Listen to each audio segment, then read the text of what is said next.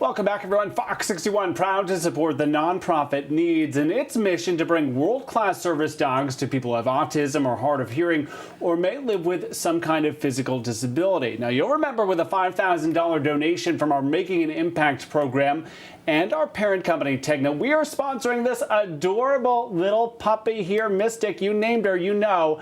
Hundreds of you helped in that naming competition. Right now, the hope is that she will one day be just like the great dog who is joining us this morning with his wonderful partner in crime, Caitlin Steinke and Jones, joining us this morning. Good morning. Good morning. Thanks for having us. Yeah, it is great to have you in the building because folks know about Mystic. We have told her story all along, but the question is, what could Mystic potentially eventually become? And that's why Sleepy Little Jones is joining us this morning. Caitlin, born in Hartford, I love that. You are back in the city this morning for a number of reasons. Tell me how you and Jones ended up together. So Jones started like Mystic. He was a bouncy, fluffy little puppy, and through years of training and lots of help through the community and his raisers, he became who he is today, a world-class service dog that has 87 commands that help me live independently by myself. So he travels the country with me now, and he helps me do all my normal daily living tasks. We have some video kind of showcasing, highlighting some of Jones's many, many skills. You've been together for some 7 years at this point. As we see him fetch your morning coffee, this is amazing, this talent.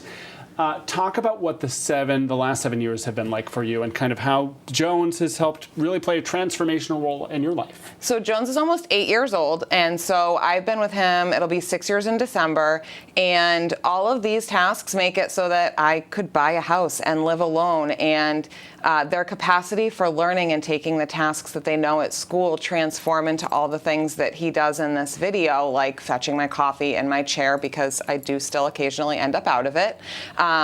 He can keep me safe by speaking on command. So when I travel to the hotel tonight, we'll check in and let them know that, you know, if you hear a noise complaint, it's because I need help. You know, he's telling somebody that I need help. And when we talk about the brilliance of these animals, which we have done before, you are teaching right now an older dog some very new, I call them tricks, but we're talking Apple Pay, we're talking about responding to the pandemic. Fill us in. So we won't tell him he's older quite yet. Yeah, so the pandemic really changed how Jones functions in life because I needed tasks that would keep me safe by keeping the contact low. So I'm not handing him cash and then taking change back. So using a lot more cards, pulling card readers out. We're currently teaching him how to hold the phone up and pay that way, teaching him to step on the trash can lids because as a paraplegic, I can't do that, and I no longer want to be handling anything I don't have to. So the less contact I can have, the better, and he's willing to learn. He loves to learn. It's a never-ending game of Simon Says for him. It is so beautiful. And when we talk about the partnership that we've built with Mystic, eventually the hope is that she will operate in some kind of capacity similar to Jones. What are your hopes for that little puppy?